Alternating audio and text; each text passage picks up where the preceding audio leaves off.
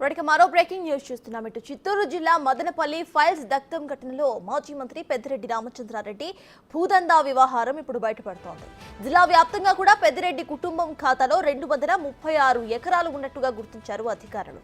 మీ భూమి పోర్టల్లో బట్టబయలైన పెద్దిరెడ్డి ఫ్యామిలీ భూముల లిస్ట్ రామచంద్రారెడ్డి పేరుతో 41.35 ఎకరాలు, మిథున్ రెడ్డి పేరుతో 23.42 ఎకరాలు, పెద్దిరెడ్డి భార్య స్వర్ణలతారెడ్డి పేరుతో 171.24 ఎకరాలు ఉన్నట్టుగా అధికారులు వెల్లడించారు.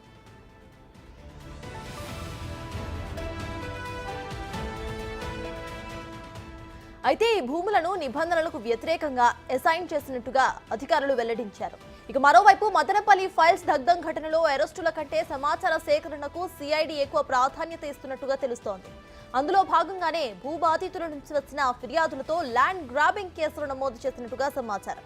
ఇప్పటికే మొత్తం 8 కేసులు నమోదవగా ఇద్దరు డిప్యూటీ కలెక్టర్, సీనియర్ అసిస్టెంట్లను సస్పెండ్ కూడా చేశారు. 7గురిపై పోలీసులు కేసులు నమోదు చేశారు.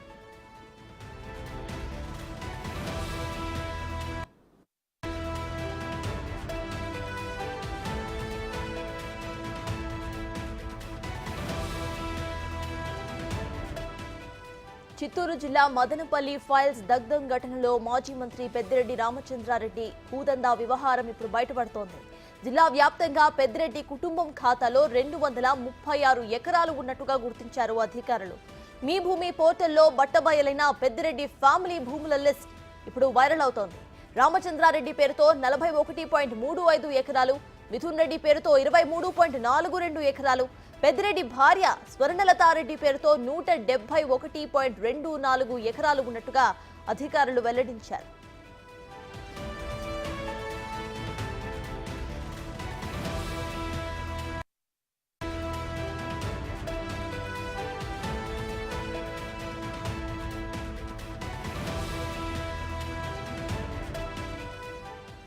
అయితే ఈ భూములను నిబంధనలకు వ్యతిరేకంగా అసైన్ చేసినట్టుగా అధికారులు వెల్లడించారు. ఇక మరోవైపు మదనపల్లి ఫైల్స్ దగ్ధం ఘటనలో అరెస్టుల కంటే సమాచార సేకరణకు సిఐటి ఎక్కువ ప్రాధాన్యత ఇస్తున్నట్టుగా తెలుస్తోంది. అందులో భాగంగానే భూబాధితుల నుంచి వచ్చిన ఫిర్యాదులతో ల్యాండ్ గ్రాబింగ్ కేసులను నమోదు చేసినట్టుగా సమాచారం. ఇక ఇప్పటికీ మొత్తం 8 కేసులు నమోదవ్వగా ఇద్దరు డిప్యూటీ కలెక్టర్, సీనియర్ అసిస్టెంట్ ను సస్పెండ్ చేశారు అధికారులు. 7గురిపై పోలీసులు కేసును సైతం నమోదు చేశారు.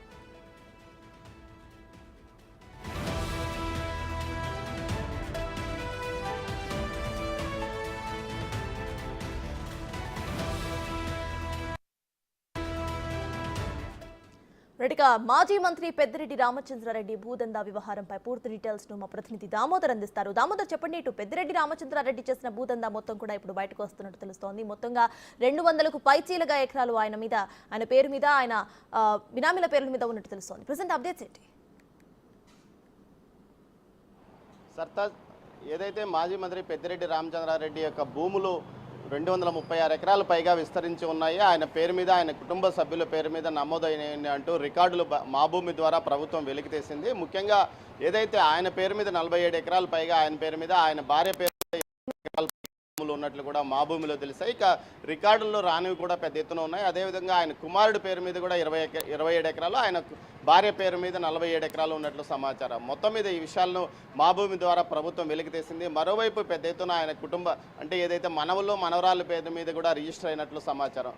మొత్తం మీద 236 ఎకరాల పైగా భూములు ఒక కుటుంబం మీదే ఉన్నట్లు తెలుస్తుంది. దీనికి సంబంధించి ఏదైతే అసైన్ ల్యాండ్స్ కూడా కేటాయించారు. ఏదైతే వీరబల్లి మండలంతో పాటు వీరబల్లి చెరువులు 5 ఎకరాలు, అదేవిధంగా 2005-7 సంవత్సరాల్లో ఏదైతే ఎయిర్పోర్ట్ సమీపంలోని 22A సర్వే నెంబర్లో కూడా 10 ఎకరాలు కేటాయించారు. ఈ విధంగా పూర్తి స్థాయిలో ఏదైతే ఆర్థికంగా ధనవంతులైన ఉన్న వ్యక్తులు అదేవిధంగా నిబంధనలకు వ్యతిరేకించి వారికి అసైన్ ల్యాండ్ కేటాయించడం పైన కూడా ప్రభుత్వం దృష్టి సారించింది. దీంతోపాటు ఏదైతే తిరుపతి సమీపంలోని దామనీడు వద్ద మాజీ కాస్ అధ్యక్షుడు కృష్ణమూర్తి నాయుడికి సంబంధించిన భూమిని కూడా 6.5 ఎకరాలు జయచంద్రారెడ్డి అనే వ్యక్తి పేరుతను రిజిస్టర్ చేయించారంటూ ఆయన కూడా ఫిర్యాదు చేసిన నేపథ్యము. దీనికి సంబంధించి అప్పట్లో అతని మీద అనేక కేసులు పెట్టి బలవంతంగా అతని ఆస్తిని జయచంద్రారెడ్డి అనే తన అనుచరుని పేరు మీద రాయించుకున్నారంటూ కూడా ఒక ఫిర్యాదు సీఎంఓకి వెళ్ళినట్టు తెలుస్తుంది. దానిపైన సీఎంఓ విచారణ చేస్తున్న నేపథ్యం కూడా కనిపిస్తుంది. ఇంకా పూర్తి సమాచారం బయటికి రాలేదు. మరోవైపు ఏదైతే మదనపల్లి సబ్ కలెక్టర్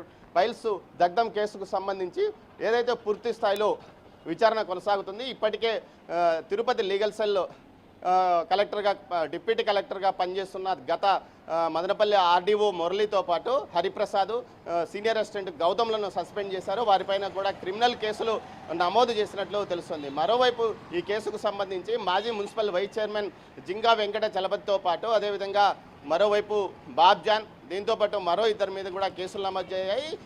మదనపల్లి మాజీ ఎమ్మెల్యే నవాజ్ బాషా పైన కూడా కేసు నమోదయ్యాయి. దీంతో తంబలపల్లి ఎమ్మెల్యే ద్వారకనాథ్ రెడ్డి పైన కూడా కేసు నమోదు చేయడానికి రంగం సిద్ధం చేశారు. మొత్తం మీద 8 కేసులు నమోదు కాగా మొదటి కేసులో 7గురిని నిందితులుగా చేరుస్తూ ఎఫ్ఐఆర్ దాఖలు చేసినట్టు తెలుస్తుంది. దీనిపైన త్వరలో అరెస్టులు కూడా జరుగుతాయంటున్నారు. మొత్తం మీద ఈ కేసును సిఐడికి బదలాయించిన తర్వాత సిఐడి అధికారులు మరింత యాక్టివ్గా పనిచేస్తున్న పరిస్థితి. గతంలో పోలీసులు సిఐడి అధికారులు కలిసి 22వ తేదీ నుంచి ఇప్పటి వరకు కేసును పరిశోధించిన నేపథ్యం. అయితే ఇప్పుడు పూర్తి స్థాయిలో సిఐడి అధికారులు మాత్రమే ఈ కేసు మీద పనిచేస్తున్నారు. మరోవైపు ఏదైతే రాగానపల్లిలోని 980 ఎకరాల భూములకు సంబంధించిన వ్యవహారం మీద కూడా విచారణ అమరావతిలోనే భూ పరిపాలన కమిషనర్ కార్యాలయంలో కొనసాగుతుంది. ఇక్కడ ఆ కమిషన్ ఎదుట ఏదైతే భూములు అసలైన రైతులతో హాజరవుతున్నారో, మరోవైపు ఎవరైతే బినామీ పేర్లతో పట్టాలు తీసుకున్నారో వారి వివరాలు సేకరించడానికి గ్రామాల్లోకి రెవెన్యూ అధికారులు వెళ్తే వారి అడ్రస్లు కూడా దొరకలేదని తెలుస్తుంది. మొత్తం మీద ఈ కేసుకు సంబంధించి పూర్తిగా దర్యాప్తు కొనసాగుతుంది. అదేవిధంగా పొంగనూరు, పీలేరు, మదనపల్లి, తంబలపల్లి నియోజకవర్గంలో పెద్ద ఎత్తున బాధితులు బయటకు వస్తున్నారు. తమను పెద్దిరెడ్డి అనుచరులు బలవంతంగా బెదిరించి తమ ఆస్తులు రాయించుకున్నారని కొందరు ఫిర్యాదు చేస్తే, నేరుగా తంబలపల్లి ఎమ్మెల్యే ద్వారకనాథ్ రెడ్డి తమ భూమిని ఆక్రమించాడంటూ ఏదైతే కురబలకోట మండలం కడబలపేట గ్రామానికి చెందిన 4 అన్నదమ్ములు వచ్చి నిన్న ఫిర్యాదు చేశారు. ఈ విధంగా ప్రతిరోజు ఎక్కడో ఏదో ఒక చోట కేసులు ఫిర్యాదులు వస్తున్నాయి. తాజాగా తిరుచానూరు సమీపంలో కూడా తనపల్లి వద్ద తమ భూమిని బలవంతంగా 1.5 ఎకరా రాయించుకున్నారు. దీనిపైన కోర్టులో కేసు ఉన్నప్పటికీ రాయించుకున్నారంటూ శ్రీరాములు నాయుడు అనే వ్యక్తి ఏకంగా సీఎంఓ వద్దకు అమరావతికి వెళ్ళి ఫిర్యాదు చేసినట్టు తెలుస్తుంది. దీనిపైన కూడా విచారణకు సీఎంఓ ఆదేశించినట్లు సమాచారం. మరోవైపు ఏదైతే